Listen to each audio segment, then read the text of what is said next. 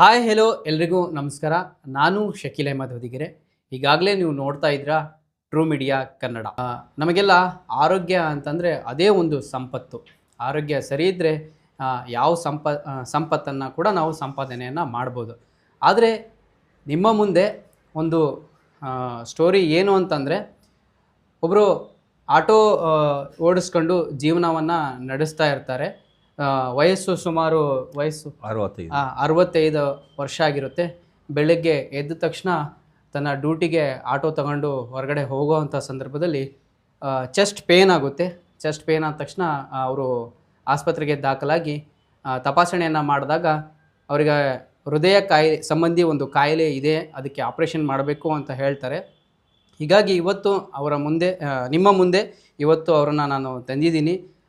ನಿಮ್ಮ ಒಂದು ಸಹಾಯ ಅವರಿಗೆ ಅವಶ್ಯಕ ಆಗಿದೆ. ಯಾಕಂದರೆ ನೀವು ಮದುವೆ ಆಗಿದ್ದೀರಾ, ಒಂದು ಮಗಳು ಕೂಡ ಇದ್ದಾರೆ. ಏನು ಓದ್ತಿದ್ದಾರೆ? ನಮ್ಮ ಹುಡುಗಿ ಟೆಂತ್ ಕ್ಲಾಸ್ 10ನೇ ಕ್ಲಾಸ್. ಸುಮಾರು ಎಷ್ಟು ವರ್ಷದಿಂದ ಆಟೋ ಓಡಿಸ್ತಾ ಇದ್ದೀರಾ? 30 ವರ್ಷ ಆಯಿತು. 30 ವರ್ಷ. ಏನಾಗಿತ್ತು ಅವತ್ತು ಅಂತ? ನನಗೆ ಭಾಳ ಪೇನ್ ಆಗ್ತಾಯಿತ್ತು. ನಾನು ಗೌರ್ಮೆಂಟ್ ಆಸ್ಪತ್ರೆಗೆ ಹೋದೆ. ಅಲ್ಲಿಂದ ಅವರು ದಾವಣಗೆರೆ ಕಳಿಸಿದರು. ದಾವಣಗೆರೆಯಲ್ಲಿ ಚೆಕಪ್ ಮಾಡಿಸಿದರೆ ಅವರು ಇಂಜಿಯೋಗ್ರಫಿ ತೆಗೆದರು. ಇಂಜಿಯೋಗ್ರಫಿನಲ್ಲಿ ಬ್ಲಾಕೇಜ್ ಬಂದಿದೆ. ಅದಕ್ಕೆ ಇವಾಗ ಆಪ್ರೇಷನ್ ಮಾಡಬೇಕು. ಅದನ್ನು ಆಪ್ರೇಷನ್ ಸ್ಟ್ರೆಂತ್ ಹಾಕಬೇಕಂತಾರೆ ಅವರು. ಹೌದು.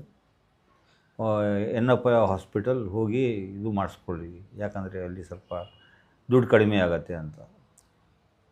ಸುಮಾರು ಎಷ್ಟು ಖರ್ಚಾಗುತ್ತೆ ಅಂತ ಏನಾದ್ರು ಹೇಳಿದಾರಾ?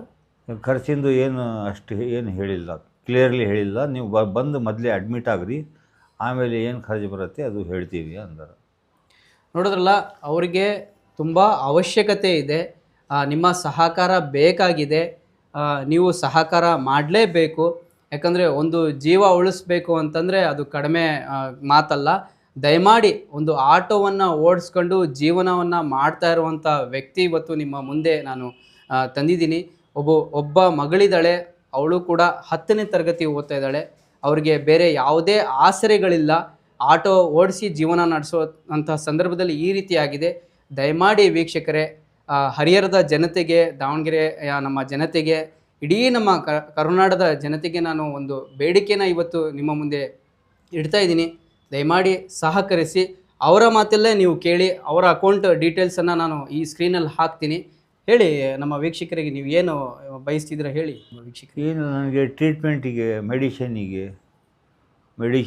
ಟ್ರೀಟ್ಮೆಂಟಿಗೆ ಅಲ್ಲಿ ಎನಪೋಯ ಹಾಸ್ಪಿಟಲ್ ಹೋಗಿ ಬರೋಕ್ಕೆ ಖರ್ಚೆಲ್ಲ ಬೇಕಾಗತ್ತೆ. ಯಾವಾಗ ಅಡ್ಮಿಟ್ ಆಗ್ತಿದ್ದೀರಾ? ನಾಳೆ ಹೋಗ್ಬೇಕಂತ.